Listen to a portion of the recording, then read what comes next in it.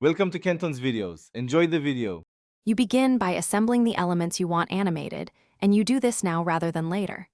Click the object, then open the Animations tab to pick an effect. This matters because entrance versus emphasis changes viewer focus. Once you choose an effect, set Start to On-Click with previous or after previous so timing follows your narrative. Also set duration and a small delay, 0, 5 to 1, 0 seconds to control pace, because precise timing prevents rushed or sluggish transitions. Once your basic effects are in place, open the animation pane to see the full sequence. You will reorder items there so attention flows logically.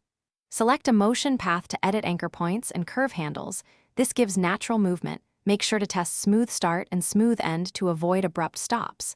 Then refine duration, typically between 0, 2 and 2, 5 seconds, and add delays to stagger reveals. Make sure to preview repeatedly, because small tweaks change perceived rhythm and emphasis. You finish by previewing in slide, show mode, and watching the whole sequence end to end. This step reveals overlaps, timing conflicts, or visual clutter. If you need interactivity, add trigger animations tied to clicks or objects, and make sure they work with keyboard and mouse. If an animation behaves oddly, jumping, disappearing, or skipping, reset the effect, reapply it, or switch to a simpler entrance effect. One key tip: clear the animation pane and rebuild the small problematic step.